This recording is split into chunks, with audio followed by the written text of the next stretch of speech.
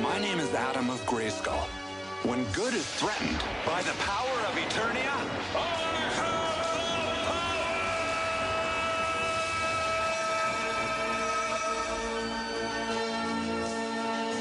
I was summoned to the future by the last of mankind to defend them in their hour of need.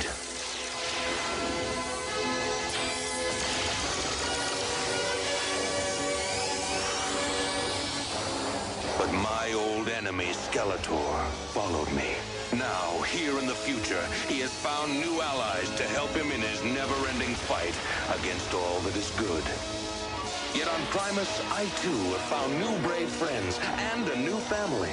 Thus, with the power of the good and the way of the magic, we struggle against the forces of darkness. Good against evil.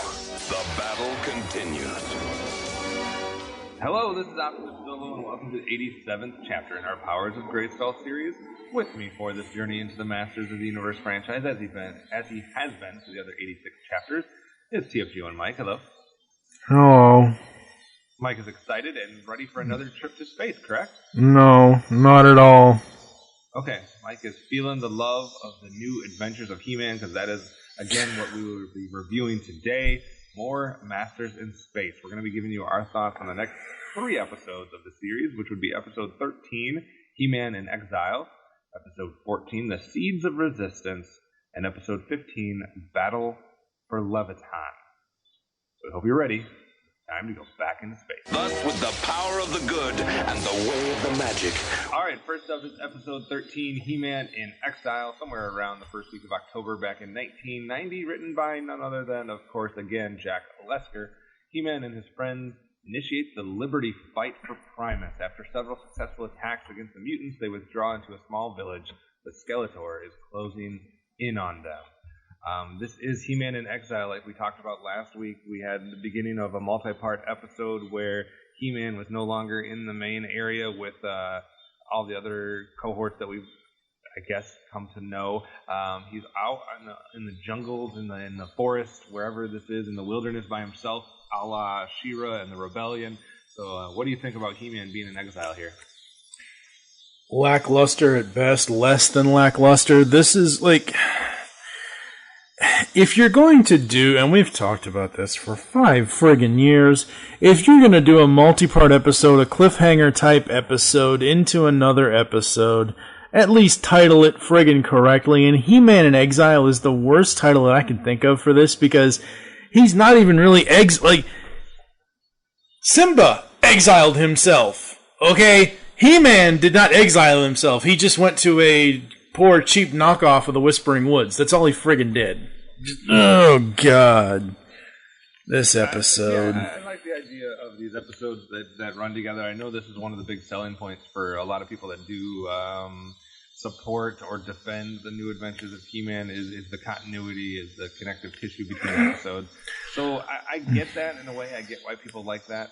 And if this series is going to be missing so many of the other elements that make a good cartoon series, as far as the visuals, the characters, the stuff that really everything, like any of the wow factors, since it's missing a majority of that, at least if there are stories that are somewhat connected to me, it helps a little.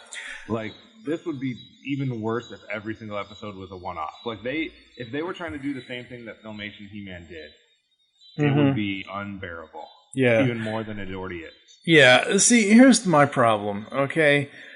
The 3 episodes today, the 3 last week, or at least part of the 3 from last week, they all still have the previously on in the very beginning. Now, if you're going to do a multi-part story, it's fine the way they did this, and I assume, I could be wrong, because we don't have official information on this, I don't think. If this was not a Monday through Friday show, if this was a weekly cartoon instead of a daily cartoon like Filmation was, I understand why they need the recap in there, but we're watching these, as TV Mr. Neil had told me on when he and I were doing the Sonic ones over on Pixels Animation, we're not supposed to be watching these 3 or 4 or 5 cartoons at a time, because they were originally intended to be either daily or weekly, and it kind of ruins it for us going back and watching them now because we have to see previously on, and even some of the previously ons for today's episodes and next week's episodes. Oh my god. They'll say previously on, show you what happened with no voiceover, no nothing. Even the animation that they show you doesn't actually tell you what the hell is going on. It's just like an action scene, and it's like, that's time wasted on a recap that you could be putting more into the damn writing. See, for me, it doesn't necessarily ruin it that we're watching them all at once. I get the thought process between some of that, especially like if you were dealing with like a live action TV show that had a cliffhanger and then you had to wait and this, that, and the other. Like, I guess it had some effect on you, etc. But this to me is akin of like present day, like when you watch something on demand or you wait until it's out on Netflix and then you stream the whole series. You know what I mean? Like you do a marathon, and like people do with I don't know, a lot of different things, Daredevil or some of the other comic book series. You know what I mean? Like, it comes out and they binge watch it. Like, that's basically what we're doing here with the cartoon. And it doesn't necessarily ruin it for me because there's, I guess for this series particularly, I actually like the prologue with the previously on because I would not even remember half of the episodes otherwise. Right. Like, literally, every episode we watch, if you asked me, like, more than a couple days later what happened on that episode or what I watched, I would have no clue because I'm not... You know how your brain only has, like, so much stuff where you can tuck stuff away? Yep. There's no reservations for New Adventures of He-Man in the hotel of my brain. So there's no spot for it. Yep. So it just gets ejected immediately. So I need the previously on to catch back up on what the hell is happening. And comparing it... And I understand your comparison to the Netflix stuff and everything else, but... I've watched all of that, the Marvel Netflix stuff. Maybe 1, 2, or 3 episodes in each of those series have actual previously on things. Most of them don't. No, I know you weren't. I'm not saying you were. I'm just saying that it just doesn't... I don't know. Just watching them all at once just doesn't... But like I said, I will say that this is the one... The connective tissue between the episodes is the only thing that helps kind of get through, at least for now, and that's not going to last forever. I don't know. I assume that these, I'm like 99% sure that these episodes were airing Monday through Friday because it was a 65-episode season. Mm-hmm. And normally if you had a series that was going to be showing just on Saturdays or just on the weekends, they would have been the ones that had like the 13 episodes or the 30-episode seasons because depending on how long it was running each year. So this was definitely... 99.9% sure it was a Monday through Friday show, and I would be interested to see if they did, because I think this is a 5-part. I didn't go back to check, but I believe it's the 3 episodes today. The 3 episodes today, I believe 1 episode last episode, and then 1 in the next episode. So I believe it was a 5-parter. I'd have to go back and check. So I'd be interested to see if they actually ran this as a 5-parter Monday through Friday of 1 week. That would have been ideal for this set, because... Man, I don't know. One-offs of these episodes I would be tearing my hair out. So, all right, let's get into, take a quick break, and let's get into the good, the bad, and the ugly of He-Man in Exile. Tune in next week for a bald OptimusSolo. Because next week's episodes is pretty much one-offs. We brought the entire convention center to the brink of an inter-genre geek war. Okay, Michael, if we're going to tackle this podcast thing, we've got to do something really special. It has to be cool, daily, in audio form, and undetectable by radar. Something that screams summer. I know, let's do a Phineas and Ferb review podcast. We'll call it the Podcast Organization Without a Cool Acronym, or POWCA for short. What do you think? I think if we're not careful, Candace is going to bust us. You can find POWCA on the Geekcast Radio Network, iTunes, BlogTalk Radio, and all of the other methods you find podcasts. We'll give you the whole seat, but you'll only need the edge. All right, let's get into He-Man in Exile a little bit more. Obviously, we're both kind of a little bit different as far as our thoughts on the premise and if we were on board or not. But let's see how the episode was actually executed. What did you like or dislike about this episode, Mike? I love Skeletor's scheming, and I love the fact that He-Man had to teach the people to fight for themselves. That's always a good lesson. It's a lesson we've often seen in many different 80s and 90s cartoons. We saw it plenty of times in Filmation where He-Man, the one true He-Man, I should say, had to, have a village of people, stand up for themselves and fight for what they need. But, and it's a standard PSA within the ep, and that's fine. At this point, this show is just, it's going to end up being really, really bad. Not this specific episode, but the show on a whole, because they're going to rehash a whole bunch of stuff. Yeah. What about you? Like I said, the continuity is good, I guess. It at least keeps me somewhat interested in what's going on with the story, and I think this was a decent 5-part. Like, I get the whole arc of it, and it's okay. We got a little bit of Hoove and Quake in this one. We're starting to get a little bit more time with some of the minions that Skeletor or Flog have, so I like seeing those guys a little bit more. I could stand to see it even fleshed out a little bit more than it is. He-Man actually got hit by a laser blast, so it's not one of those cartoons that's going to make it seem like he never gets hit or never gets damaged or whatever. He actually gets hit by a laser blast and gets hurt, so I thought that was interesting. And I also liked the mirror angle, plot point, etc. That they are basically a city that manufactures glass or does something with glass, so they use that to their advantage to basically frame the entire city with mirrors so that Skeletor doesn't know what the hell's going on. So I like that. At the beginning, though, so they capture a couple people. I don't remember if it was Hoove or Quake or if it was who it was, but they capture like multiple people, like right in the first 5 minutes of the episode. Mm-hmm. And then He-Man just cuts them loose and lets them go. Like, I get that in these cartoons you're never going to kill the bad guy. You know what I mean? You're never going to actually kill Skeletor and do away with him, at least not in this time era. But it still always gets me when you have somebody captured that's one of the bad guys that you're always having a fight with, deal with, etc., that you're going to let them go like that. Like, I understand if they escape or somebody breaks them out or something like that, but for you to just be like, here, you're free to go. And I don't feel like it was really one of those moments where you're letting them go because you want them to take certain information back or, it's going to play into your part. Yeah, this isn't a Hound releases Ravage type thing. No, it's just let's let them go because no real reason except we're good, I guess. They did a thing where they actually tried to tie it to America and our history with the only thing you have to fear is fear itself quote. I don't really know if I like that. I don't like that at all. Like, this is a completely different planet, completely different galaxy. It would be fine in Filmation He-Man because, let's face it, Eternia kind of, at least where the Palace of Eternia is, kind of looks like an amalgamation of North and South America.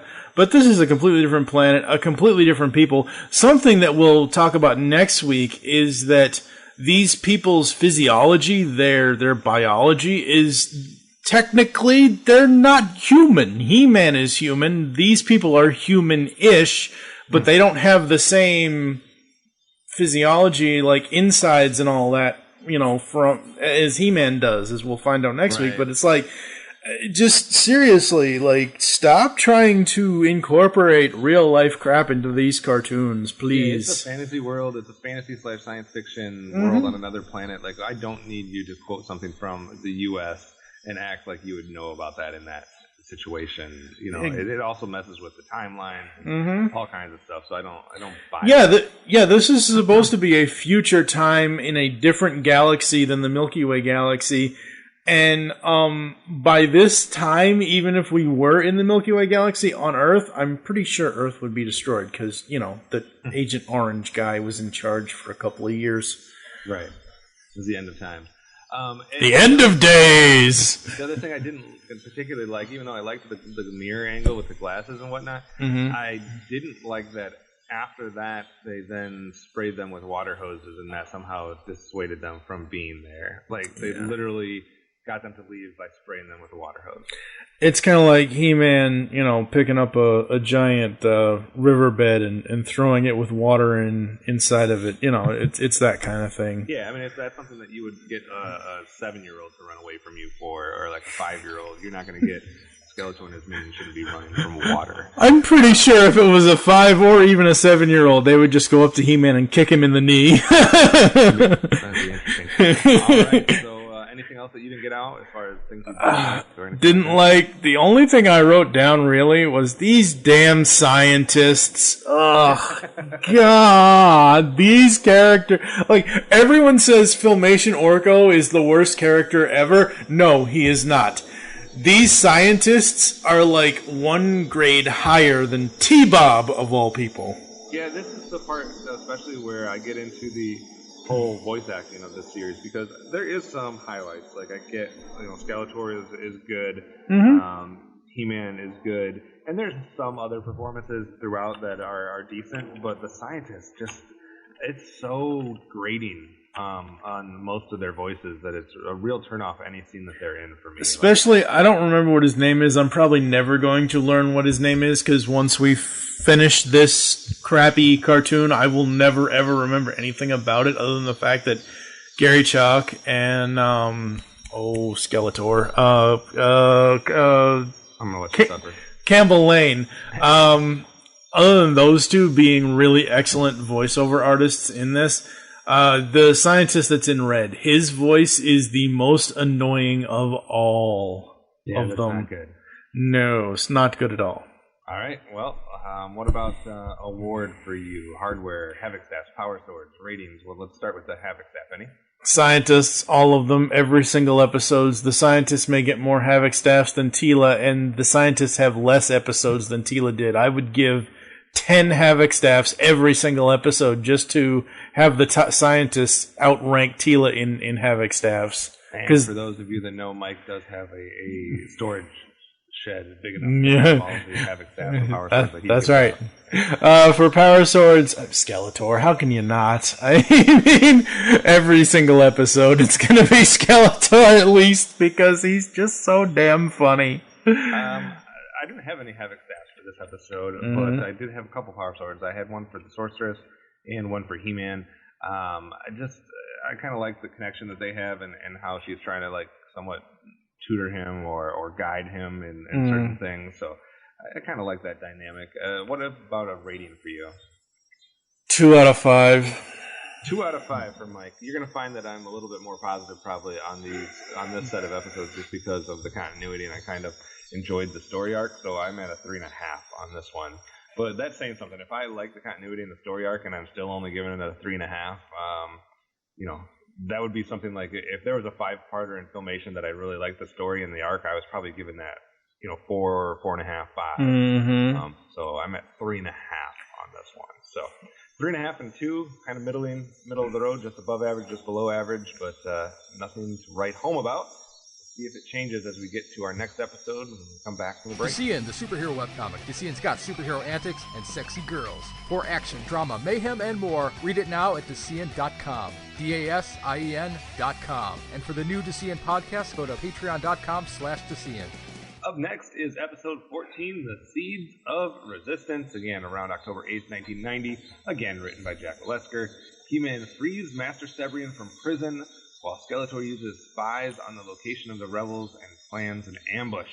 So Master Sebrian knows what Skeletor is planning and has a surprise in store for him, so it's a surprise for a surprise. What did you think of this continuing story as we get to the Seeds of Resistance? Now we're getting to the point where He-Man is freeing Sebrian and some of the others that have been captured, and it's kind of a game of deceit and trying to trick each other. What do you think? I thought it was okay. I think the Ewoks could do a better job of deceiving Skeletor than Master Sebrian ever could. Nice. It just, it's still, there are moments in this that are just, oh man, just makes my head hurt. Yeah. Like I said, I'm gonna be a very broken record on this today's episode because they're all kind of the same storyline. They're all the big story arc with continuity. So I'm a fan of that aspect of it. So I'm gonna be fairly receptive to all these things. But like I said, if it wasn't for the stuff in the beginning that's telling me what's happened so far in that story arc, I don't even know if I would remember because it's that bad for me as far as kind of being like I'm watching these episodes and here's the difference. Like, yeah, there was a lot of He-Man episodes for Filmation and a lot of She-Ra episodes, and you know you're not going to be as excited maybe for one episode as you are for another, etc. But I never had the problem of paying attention while I was watching them. And it's not that I'm having trouble paying attention to what I'm watching. It's more so that none of it is like good enough or sinking in enough where it's like it's sticking with me. Like, so I'm trying to give it my full attention, but it doesn't seem like it's like when you're at school and you're listening to the teacher, but then if you were to be quizzed on what they talked about that day, you would fail. Yeah, you're like, huh, what? What was that? I don't remember. I was paying attention. It's like one of those moments where you're like trying to fight sleep. You know what I mean? Like it's like exactly. You know you need to stay awake. You know you're paying attention, but no matter what you do, you keep drifting off into like listlessness. And I'm not falling asleep during these episodes. I'm not saying that, but it's just like. But that's the feeling you have when you're watching them. You want to fall asleep. That's and.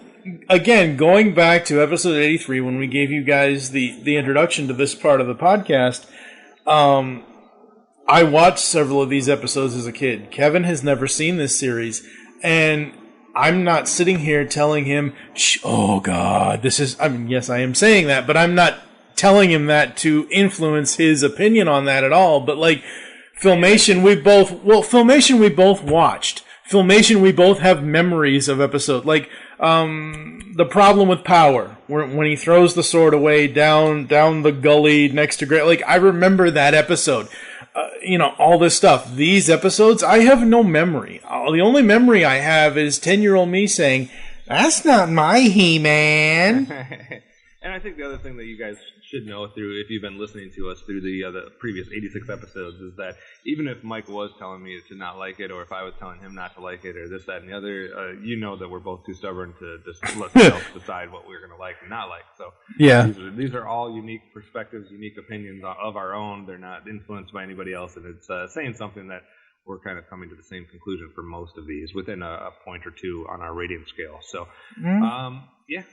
anything else before we get into the nuts and bolts of this one? No, because there's more bad nuts than good nuts in this one, so. All right, so we'll take a break and then we'll examine our nuts. Now you want to get nuts? Come on, let's get nuts. No, we won't. Where are my clothes? Nuts, get your nuts. We got all kinds of nuts. Brazil nuts, walnuts.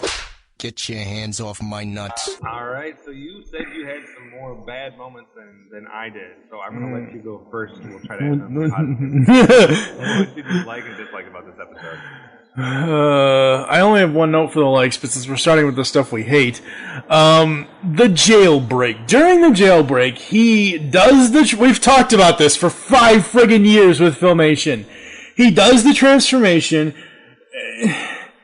Even in the crappy New Adventures, it still happens. When Adam transforms into He-Man in front of others, they just do not notice it. What the hell, people? Seriously. Agreed. Oh my God. So I wrote this down before I saw what happened later, so I'm giving myself a little bit of room here to kind of backtrack. When Cebrian gives the robot his robe, yet in the very next scene he is wearing it again, I made that as a bad moment because at the time I didn't realize he was setting it up to be a hologram kind of thing. They didn't say anything about holographic technology or any of this stuff or any of this sneaking around or setting Skeletor up or Skeletor setting that. Like, so at first I thought it was just an animation glitch, and I'm like, oh, damn it, that's so stupid. But then I saw why they actually had that done, and I'm like, whatever, I still don't like it. Yay, Mud defeats all. Really? Really? Mud. There's mud in your eye. Yep, water hoses and mud. And yay, we get an 80s PSA. Book burning is bad. Ugh. Sad. Old news. Oh my. What about your one good moment? The mutants are so laughable at the plans that they come up with. They just suck so much. It's a band of mine. It's a motley crew. It's not. It's see a couple ones. I don't know if we've seen these guys before or not. I can't remember because, like I said, yeah, like you said, yeah, me, but, doesn't seem. Optic. We got to see him. I assume it's a him or it's a robot or something. But there's a Optic is a character that's on the ship that's doing something that Skeletor interacts with. Yeah. And then this Krita lady. This is the first time we've seen her. Not the last. No, obviously, but this is the first time we've seen her, and they start using her like Evelyn as we go along further. The characters in this show, both from the mutant side especially, like Slushhead and Krita and all these other characters, Flog, they seem like they should be in Captain Planet. Like I feel like that's the show that they were supposed to be on. See, I would slightly disagree with that because even the Captain Planet villains are better than these villains. But I feel like they fit in with something more along those lines. I don't know. But okay, but look at these villains. Okay, you got Skeletor who's trying to play it off and not just take control because supposedly Flog is the king of all galaxies or Trisolar, whatever the fuck. Flog is essentially one half of Too Bad. Krita is Evelyn. Slushhead is Merman mixed in with Trapjaw, mixed in with Beastman. They're basically copycats of the Filmation characters, just in different ways. Yeah, in weird different ways. Yeah, we also got He-Man again getting hit by something. He got hit by a ring blast from Krita. So that's 2 episodes in a row where he's actually been hurt. So I do find that interesting. And then I do like the complexity of Skeletor's plans. Like, he has a lot of stuff going on. Like, he's thought this through where, you know, he's using deception and trickery and different things. And it seems like he always has a back or like another layer to the plan where if they figure that out, that's fine because he actually wanted them to, and it's going to lead to something else. So there is some complexity in his plans, which I kind of enjoy. The reason why there are is because he's trying to pass them off as Flog. Like, Flog couldn't come up with this stuff, but Skeletor, as I said a moment ago, Skeletor is trying to come off as the second in command more so than just taking over, which honestly, I wish he would just take over and put Flog in the guillotine or something. I don't know. I'd be all for that. Let's stop with the charade and just take over and run things yourself, sir. All right, let's get into more hardware and ratings for this one. What do you have for Havoc Staffs or Power Swords? Power Sword for Skeletor, as always. That's it. All right, I'm with you on that one. I give a Power Sword to Skeletor for his conniving, complex plan.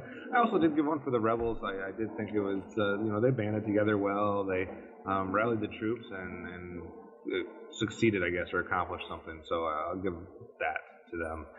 As far as ratings go, you were at 2 on the last one. What are you at this one?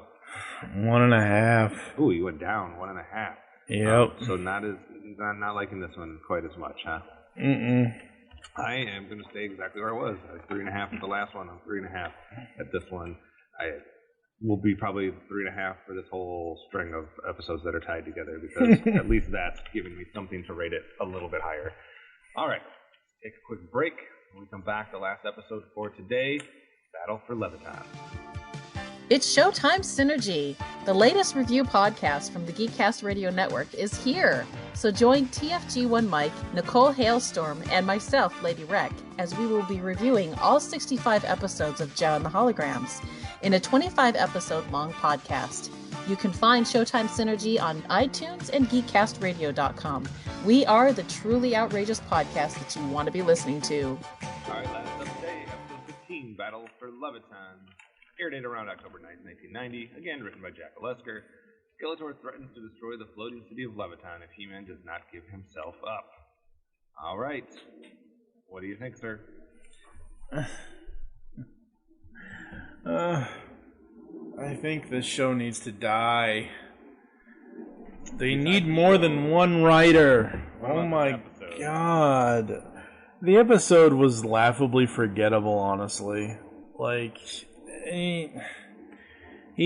he wants He-Man to surrender himself, but we all know Skeletor is never going to keep his word. Skeletor in any incarnation is never going to keep his word whatsoever. So, like, why do they even try writing an episode like this? Like, seriously. Stop. Yeah. I don't know. Again, a continuation of the story that's been going on. So, it's weird because it seems some of these seem like, okay, the story arc's over, but then it's like, oh, no, we're still going on with this. There's another part to it. You know, this whole thing hasn't ended.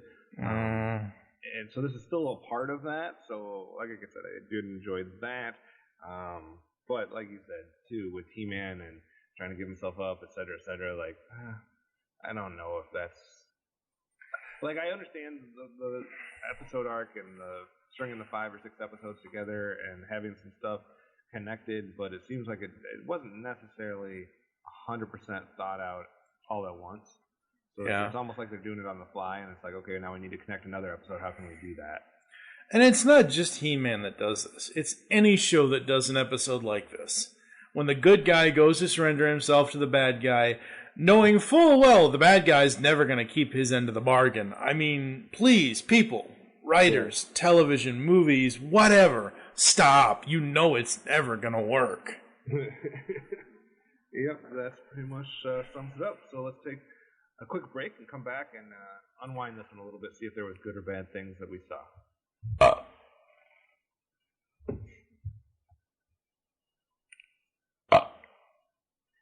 All right, so I will begin Palace of Eternals moments.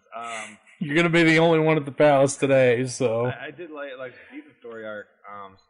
They had the moment in there where he says sometimes it's okay to cry, or somebody says that. Oh, it's with the 2 kids. Sometimes it's okay to cry if it's something that's, sad or tragic. You don't have to keep it in. So I did like that moment. And I like the kind of monologue that she's giving to the little boy where she's like, today is the end of He-Man. And it's kind of trying to play this up as it's going to be, the end of their world as they know it. He-Man's done. The bad guys win, etc. So at least that writing of that little speech was okay, even if we know it's not going to be true. So what do you have for Snake Mountain? Cheap-ass Star Wars Force lesson. Yay. Oh, God. How many times are they going to rip off Star Wars? We couldn't win without the power of their hearts. Oh, you should have been seething at that one. I know how much it's not a single fucking tear, but Jesus, I know how much you hate that kind of stuff. It's like, why is he not more enraged, damn it? I hadn't talked about Snake Mountain yet. Okay, well. I've gone on my rants multiple times about how bullshit that is. So it's... it had nothing to do with their hearts and this, that, and the other. Like, stop it. You won because of physical activity, and stop it. Stop it. Not as bad as Single Beard, but still bad. I cut you off, but did you have any more Snake Mountain? That's it. All right. What about Havoc Staffs or Power Swords? None. Nobody. Nobody's deserving enough. Nope. Yep. Later. All right. I had a Power Sword for He-Man. I just couldn't give him one. It would have been I would have given him one if he hadn't said that shit at the end. It was the power of their hearts. Disqualified him for me, but he did enough in the rest of the episode for me to give him one. And I'm assuming that you're going to be similar to your last 2 episodes. What did you give this one? 0.5. 0.5. This is horrible. All right, 0.5. Any guesses where I'm at? 3? Still at 3.5. Are you serious? You need your head examined. I felt the exact same for all 3 of these episodes. Oh my God. In fact, I don't even know if I can separate them. Like, they're all the same. They're nothing great, but they do have some continuity, so I gave it some bonus points. And outside of that, like I said, a good episode that has continuity would be a 4.5 for me, or a 5. This is barely getting 3.5. So it's anything to write home about, but I think it's better than what we're about to get if it does go back to episodic, just one-offs, because then I'm going to really not enjoy myself. So, yeah. So that's it for Battle for Levitan. We'll take one more break and be back to wrap things up for today. Here at the GCRN, we have been assimilating the world of geekdom for over 5 years now. The Geekcast Radio Network brings you a multitude of geek content, from blogs and reviews to podcasts covering comics, film, TV, cartoon, gaming, and so much more. If we don't have it, we don't have it. We partner with the best and most diverse podcasts on the net, covering Doctor Who, G.I. Joe, Punisher, Turtles, and more. We have more than your ears and eyes can handle. Join the Geek Revolution at geekcastradio.com, and remember to unleash the geek in you. On the Simplistic Reviews podcast, we talk movies. We talk TV. We talk... Hello, Julie, what the heck are you doing? Trying to make our spots sound more exciting by adding explosions. Yeah, I'm pretty sure you could have got the point across with sound effects, not the real thing. Download the show on iTunes or at simplisticreviews.blogspot.com. I'm sure your insurance company will cover that. No, they won't. No, they probably won't. Alright, folks, we are back here on the Powers of Grayskull Masters in Space. The space adventures today have not been very masterful at all for me, obviously, as you people can tell. Nearly threw up in my mouth 3 different times. Ugh, so bad. The series so far, after 15 episodes, the other 50 can't come fast enough. Can we just, cut this down to do 5 episodes per podcast just to get this shit over with? Please, come on! Much in one sitting. It'll go faster. We will go fast. We are going to fly through the rest of this. Oh my God. There's some business that I want to get out of the way, first of all. Number one, you have a little bit different setup going on right now. Yeah, I was going to talk about that at the very end, but yes. Just in case listeners are hearing some different things and whatnot, Mike does live in airfield, apparently. Yes, so, I do. You can tell a little bit about your situation. My hammock is over there in Hangar 3. No, I have moved to Chicago. Sadly, I'm in the Central Time Zone again. I haven't lived in this time zone since 2000. But I am now living in Chicago, so slightly different setup. I don't have my big, beautiful desk that I love right now because it would just be too hard to get it up to a 2-flat apartment house type thing. So it's in the basement. It's all right. It'll work once my future fiance Karen and I get a better place than the one that we have now. But yeah, I've moved. I've done life changes, and yay, life. And there is an airport near him. Yeah, I don't know if it's O'Hare or Midway. We live on the north side, so I'm assuming it's O'Hare, most likely, because I think Midway is south side. Yeah. So if you hear planes going overhead, that is why. Normally you wouldn't, because the windows would be closed, but it is such a nice day out in here. That's one thing I notice, and it's not, the Louisville weather's usually the same as Chicago weather, but, since we do have, that beautiful lake out there, that Lake Michigan's a hell of a lot better than the Ohio friggin' River, so, it's a nice day out, folks. Give me a break. And the other thing that this means, guys, is that besides us adding a little ambiance of the weather and the airplanes, is that if it does come push to shove, and we get in too much of an argument over our ability now to go smack Mike in the face. So, the sad thing is, we were out by Rockford about a week ago. It's actually funny because I was just recently on vacation, and as I was flying out to Washington, D.C., Mike was coming into Chicago, so it was like he was trying to take over when he knew I was gone. That's right. But also some other things. We have a new iTunes review. Oh, we do. Yes, we do. Yes. So I was going to go ahead and share that with people. So that came out just a little less than a month ago, so apologies that we didn't get to it sooner. We check that pretty regularly, but not every day, so there's sometimes where one will slip by for a little bit. But it's within the last month, and it is by, I'm going to try to say this right here, Arch Design Squared is, I believe, the name, even though it's got some letters missing to make it fit. And it is a 5-star review, and it says, fun and well done. And here's the review. It says, I love this podcast so much, I've gone through and listened to episodes multiple times. Goes on to say that she only wishes that there was a female perspective. She's a big fan of the franchise, and it's great to hear the male perspective, but often wish I could join in the conversation and give a female take. And then she says, "Thank you for your work. You're bringing this fan a lot of joy."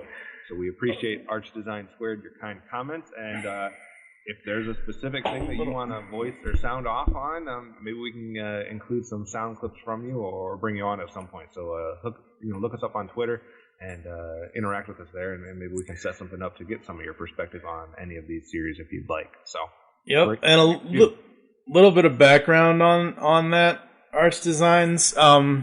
When we started She-Ra, I asked him, do we want to bring a female in? He's like, no, I veto that. It just needs to be the male perspective. So it's all Kevin's fault. Yes, you did. Yes, you did. I asked you. You're like, no, let's just keep it the way it is. For the whole series. Yes, you did. Yes, you did. No. I asked you, and you said, nope.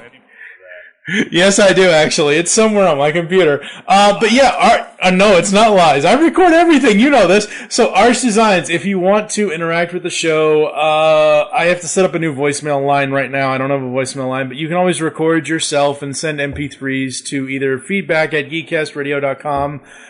Put in the subject line, Pugs, whatever the episode number is you want to talk about. So, this would be episode 87, 86, 80, whatever. Or as Kevin said, hit us up on Twitter. I am at TFG1Mike. He is at OptimusSolo. If you do eventually send us MP3 audio, I do have a plan for the very final episode to get as many fans on as possible, either in voice clips or hopefully on the show in some sort of form with us. So there is that. Of course, I haven't told Kevin about this at all, but we'll talk about that later. There will be ways for you to interact. So just hit us absolutely. The details. Absolutely. Visit the website, geekcastradio.com, where you can comment on this and all of other episode posts. Leave the show's feedback on iTunes, like Arch Designs did. Please do this.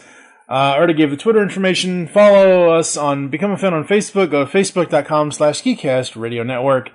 Join us next time for us looking at the crack in the world, Escape from Galotia, thank you. And then He-Man is a mutant? Question mark. He-Man. Shouldn't that be He-Man? Anyway, for now I am TFG1Mike with OptimusSolo and the magic and power of whatever they say. By the way, the good and the power of the magic for the... I don't friggin' know what the hell it is. Till next time. Till next time.